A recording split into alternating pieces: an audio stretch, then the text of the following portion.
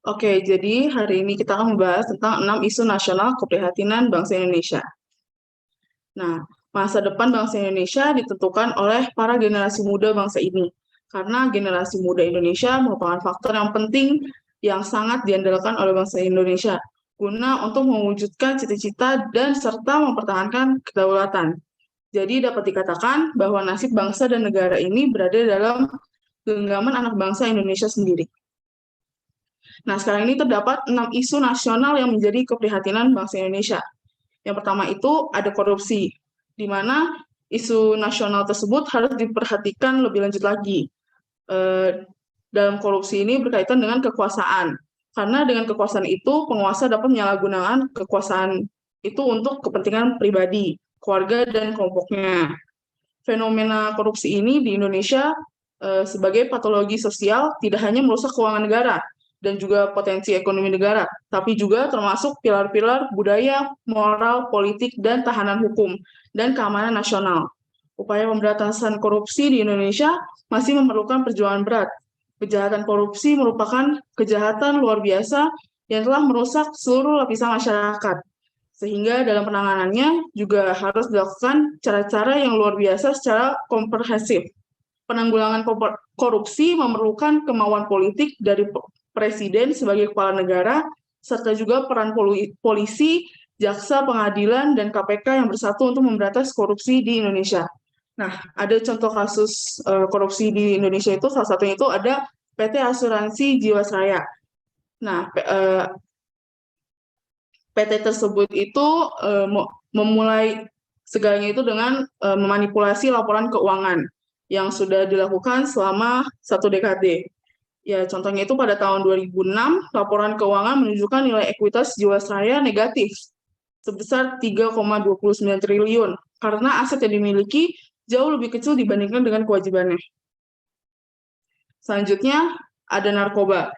Penyalahgunaan narkoba dapat merusak generasi penerus bangsa karena tergerogoti zat adiktif penghancuran syaraf otak.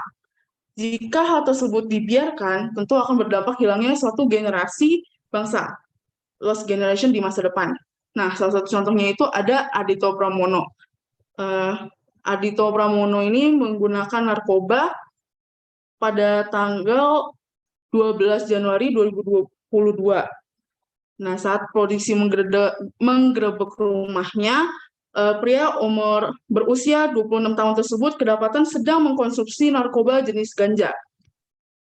Selanjutnya ada masalah NKRI. Ada 2 masalah mendasar untuk menjaga keutuhan NKRI. Yang pertama itu bagaimana memanfaatkan keuntungan negara kepulauan.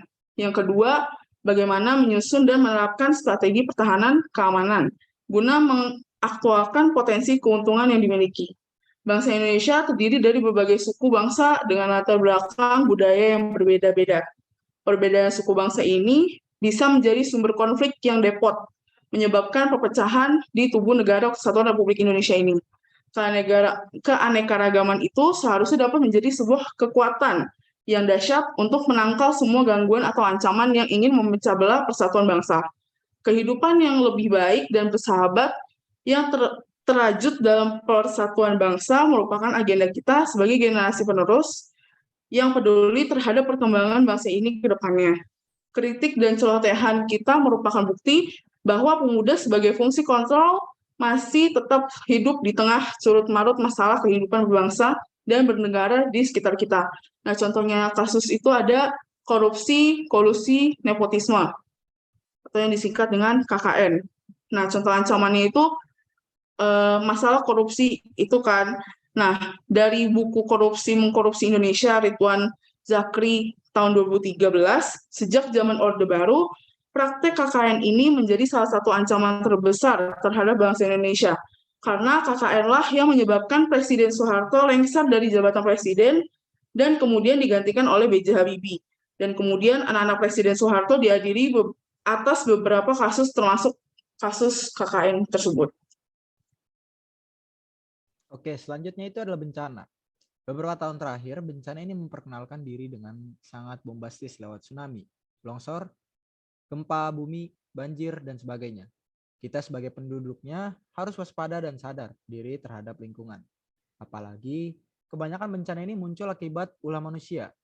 Hal tersebut membuat LIPI dan Naif menciptakan suatu terobosan untuk mengemas suatu warning ke dalam bentuk yang mudah dicerna masyarakat. Di Mediatory Electric Field Record milik Naif, tercetuslah gagasan membuat album kompilasi isinya mengajak kita melek lingkungan dan siaga bencana. Dan berikut contoh kasus tentang gempa tsunami Aceh pada 26 Desember 2004 lalu, tepatnya pada pukul 7:58 WIB. Terjadi sebuah gempa di Banda Aceh, menimbulkan tsunami besar yang meluluh lantakan sebagian besar wilayah di Banda Aceh.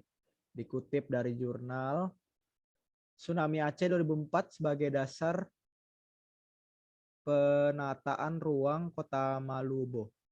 Gempa bumi tektonik didirikan di titik 3.316 N 95.854 E.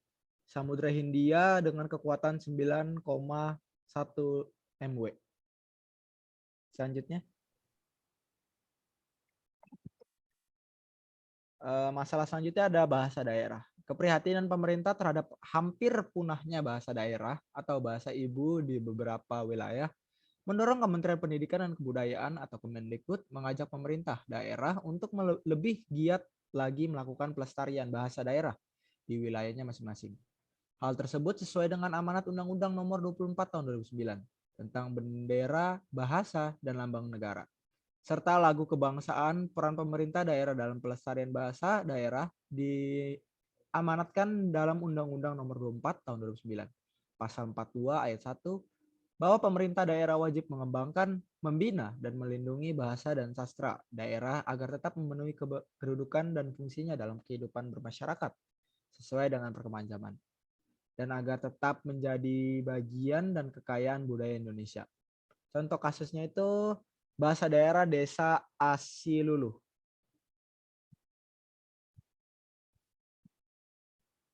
Bahasa daerah pada masyarakat Desa Asilulu, khususnya pada kalangan remaja, mulai memudar, bahkan dianggap tidak penting. Bahasa lain cenderung lebih penting. Fenomena ini tentu sudah merupakan ketidaksetiaan terhadap bahasa itu sendiri. Kebanggaan terhadap jati diri mulai pudar, bahkan penggunaan keseharian pun masih bercampur dengan bahasa lainnya. Hilangnya tanda bahasa daerah di kalangan remaja, kurangnya penggunaan bahasa pada lingkungan, kurangnya pemahaman remaja terhadap bahasa daerah. Next. Dan yang terakhir itu konversi sumber daya hayati. Keberadaan kegiatan pelindungan atau konservasi alam ini di Indonesia sangat berkaitan erat dengan nama Dr. Sievert Hendrik Corderes dalam masa hidupnya 1863 sampai 1919. Dialah pendiri dan ketua pertama Perkumpulan Pelindungan Alam Hindia Belanda, Netherlands Indisch Vereniging tot Natuurbescherming. Perkumpulan ini semacam organisasi pencinta alam yang mempelopori dan mengusulkan kawasan-kawasan dan jenis flora fauna tertentu, pembuatan peraturan-peraturan dan berbagai tulisan dari hasil penelitian tentang perlindungan alam, jenis satwa dan tumbuhan. Cita-cita Corderes untuk mewujudkan perkumpulan ini untuk mengunggah pemerintahan Hindia Belanda yang selalu menitik beratkan pengelolaan hutan hanya untuk kepentingan ekonomi belaka. Contoh kasusnya tentang pembantaian orang hutan di Kalimantan. Pembantaian orang hutan di Kalimantan merupakan salah satu satwa langka yang terancam punah di Indonesia dan keberadaannya dilindungi oleh peraturan hukum di Indonesia. Populasi orang hutan hanya tersebar di Pulau Sumatera dan Pulau Kalimantan. Perlindungan hukum terhadap orang hutan sebagai satwa yang dilindungi terbukti kurang efektif karena terbongkarnya kasus pembantaian orang hutan yang terjadi di Kalimantan. Keberadaan orang hutan telah dilindungi oleh peraturan hukum di Indonesia dan ditetapkan sebagai hewan yang terancam punah. Permasalahan dalam perlindungan orangutan di Indonesia adalah perebutan lahan yang dilakukan antara manusia dan orangutan. Hutan yang merupakan tempat habitat orangutan semakin lama semakin menyusut akibat kegiatan konversi lahan hutan, penebangan liar, pembakaran hutan, perburuan dan perdagangan orangutan secara ilegal. Upaya untuk mengatasi masalah tersebut adalah dengan cara menetapkan daerah perlindungan alam, memelihara kelestarian hutan, melakukan rehabilitasi dan penangkaran orangutan. Untuk itu diperlakukan peran serta dari pemerintah dan lembaga swadaya masyarakat untuk melindungi orangutan agar tidak punah. Next. Kesimpulan. Terdapat banyak isu yang beredar di dunia, tetapi bagaimana kita menanggapi isu itu sendiri? Sebagaimana kita tahu, kita tidak bisa menghindari isu yang beredar, tapi kita bisa tidak melakukan hal tersebut. Karena mencegah lebih baik daripada melakukan. Dengan adanya penanganan yang baik, kita dapat menghindari isu-isu yang terjadi. Sesuai dengan semboyan kita, Bhinneka Tunggal Ika. Kita harus bersama-sama menjadikan tumpuan satu sama lain untuk dapat melawan masalah yang terjadi di masyarakat. Terima kasih, sekian dari kami.